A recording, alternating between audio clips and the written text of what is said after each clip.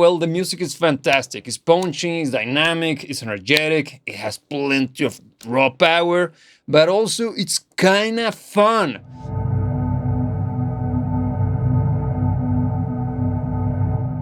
Hello there and welcome back to the channel. Hope you got your axes and shields ready because we're gonna be reacting and listening to a track released by Amon Amarth, a badass band that I happen to be a huge fan of. This is metal and it's kinda cheesy at certain points, but it's awesome out of that very reason. And today we're gonna be analyzing the track We Rule the Waves from the upcoming album. I think We Rule the Waves because it seems that it's just a single, but we will see. And well, the song is basically everything that makes Amon Amarth be the band they are. Either you love them or you hate them, but all in all, they're a good band and I happen to be a huge fan of them. So with that being said, let's get into it. But before we go, if this is your first time on the channel, I welcome you because in here we analyze the music that we love, but from the perspective of an active musician and professional music producer, but using language that everybody can understand. So, with that being said, let's rock and roll. Here we go. So here we go. We Rule the Waves by Amon Amarth.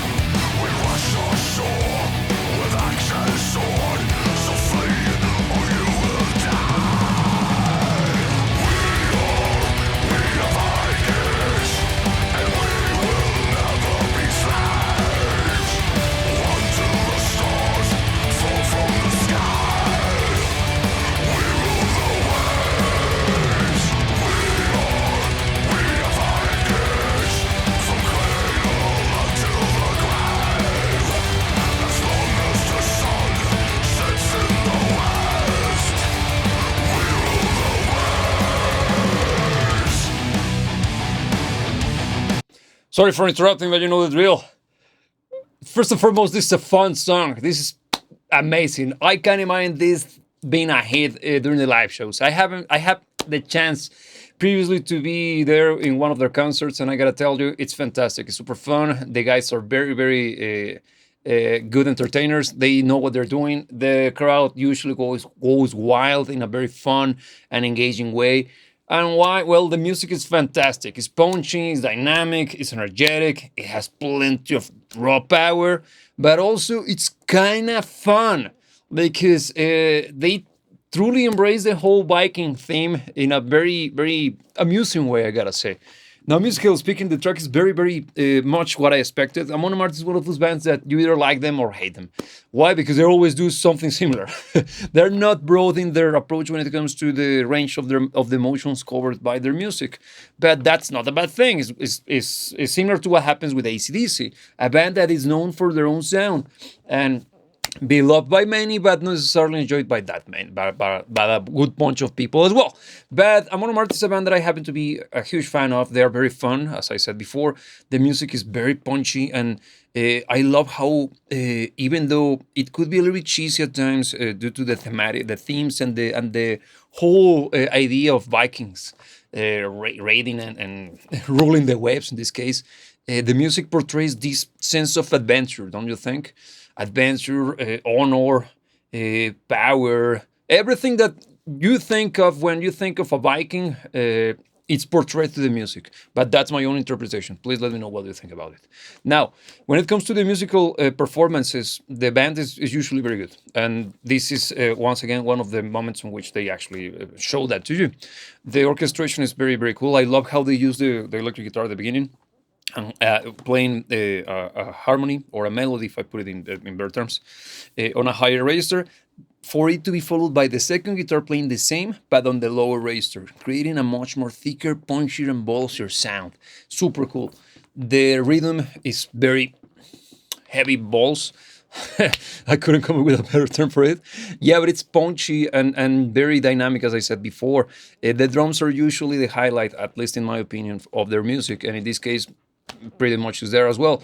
Very consistent, very solid. But then when the chorus kicked in, the use of the double pedal was fantastic. The double bass drum, very cool, adding that sense of dynamism and speed. Even though we're dealing with a very solid rhythm, the use of the double bass was very, very much awesome. Now, guitar tone. That's a point of contempt, at least for me, because I have never been that big of a fan of their guitar tone.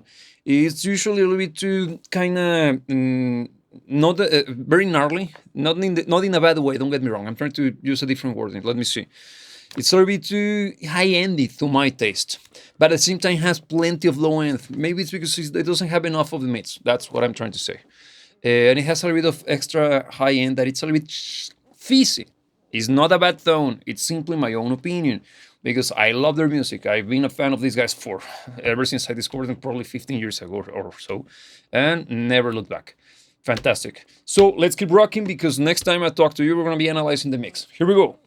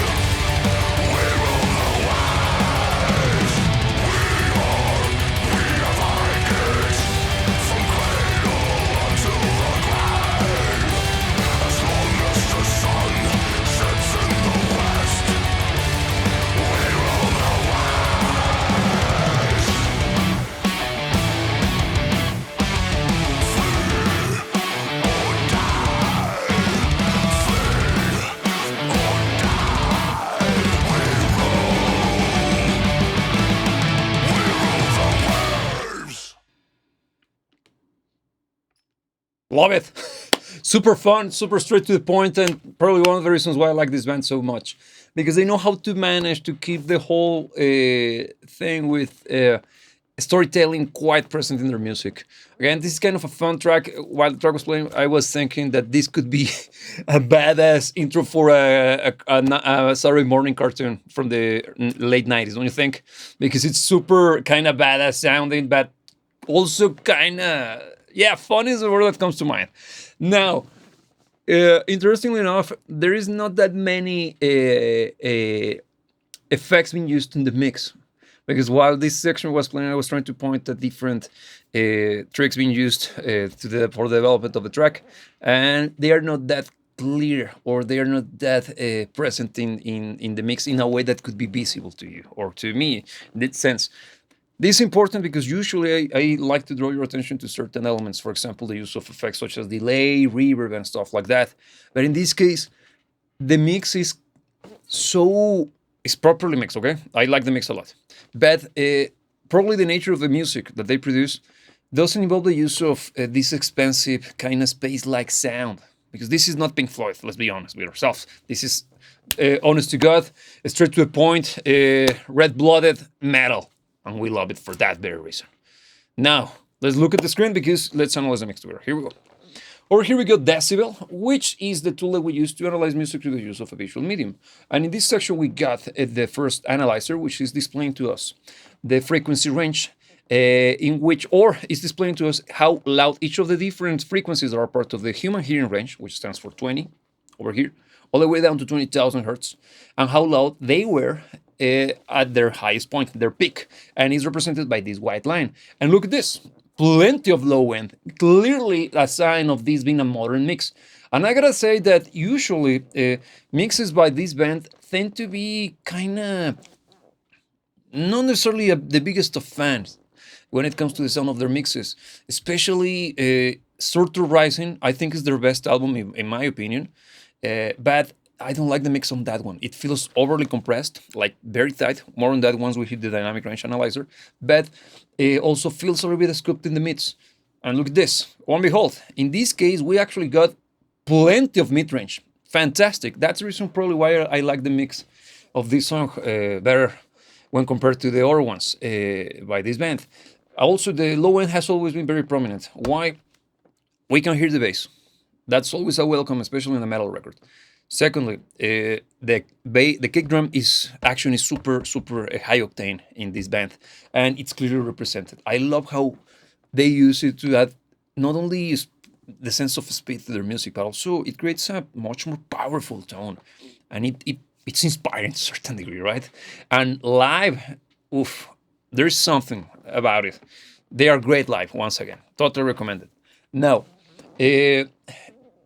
Once again, another thing that I like about this mix is that it's not kind of shrieky. It's not that high endy sounding, and it shows it's kind of warm to a certain degree. It's a little bit has a little bit of a roll off on the highs. It's not that much of a roll off. We have seen way more dark sounding mixes in this channel.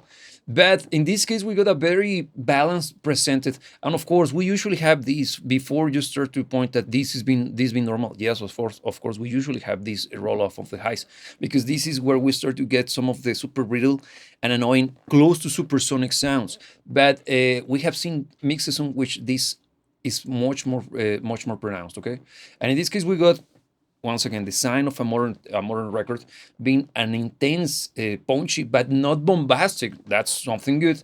Low end, while having a healthy and kind of well-defined high end. Very cool. Now, something that I didn't mention: the vocals or the or the growling of the track. Johan, if I'm correct, right? Please correct me if I'm wrong. That's the name of the vocalist of the band. He's very good. I am not a huge fan of the guttural style, but I have huge respect for it because it happens to be very tough to do. And the ones who do it correctly always delivers. And this is one of those examples. Somehow he managed to add a little bit of tonality to his rolling. Don't you think? And even during the cruise, we are Vikings. That section has a little bit of tonality. I think he tried to sing that one. I don't know, but it actually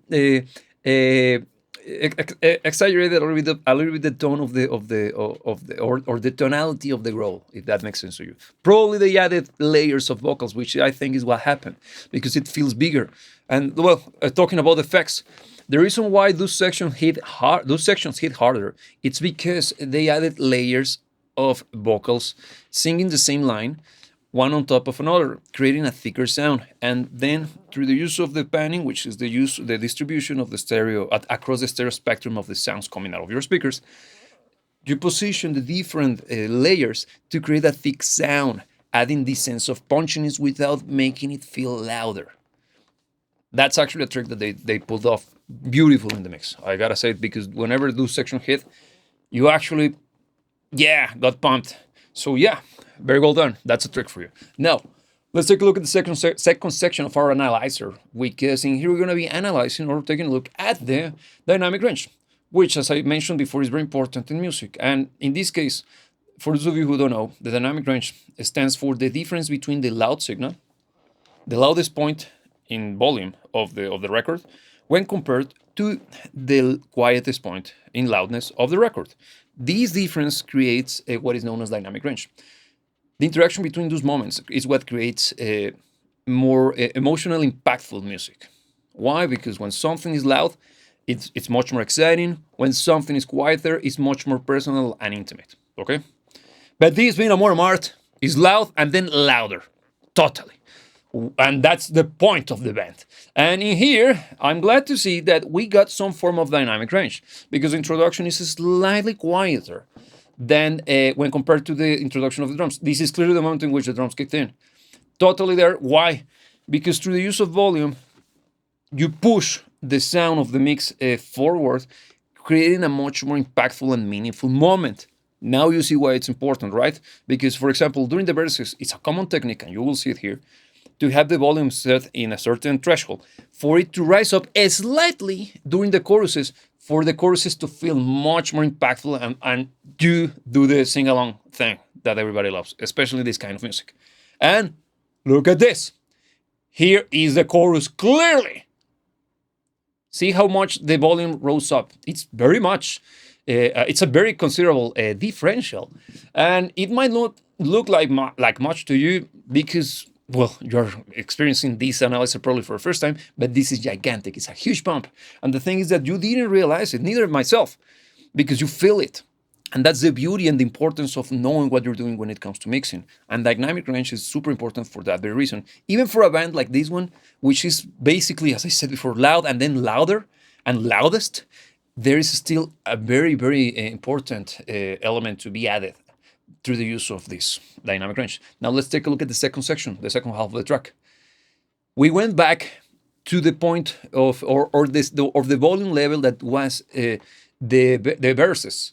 And yeah, makes total sense because the song didn't lose the momentum. It simply lowered the intensity a tiny bit. And since this is a shorter verse, the intensity rose up super quickly. And see how steady the whole thing is. This is the hey section, clearly designed for a live show. And again, how I mentioned that they are great live, totally recommended. And you're gonna love it if you haven't been there because the crowd goes wild, as I said before. It's super fun. Totally recommended. Huge fan. And then you go over here, and this is a reintroduction of the choruses and not that much action with the instrumentation. I gotta say that the instrumentation for this track was clever, not necessarily outstanding, but it makes sense for a track like this because this is clearly a single, and in my opinion, this is designed to be one of those bangers for the live show. They have better songs like that than this one, of course, way better because these guys are a good band. This is not just for the fun of it. Believe me, they have great music. And if I may recommend a track, listen to War of the Gods from Surtur Rising. I think that's a great introduction to the band. It's super powerful, it's super punchy, and has everything that you might love if you like metal. So, but this guy is very good. We Rule the Waves, totally recommended, fun. And I am now eager to see what the rest of the album is going to sound like. Now, this is taking us to the end of this analysis. Thank you for joining, thank you for watching, and if you like this kind of content, the best way to do it is by liking this very video and leaving a comment in the comment section down below, because that way YouTube will recognize that you liked it and enjoyed it and might, hopefully, allegedly, recommend it to someone else. With that being said, the only thing left to be reminded is that you should never let anybody tell you what to dream about, and remember that I will see you when I see you.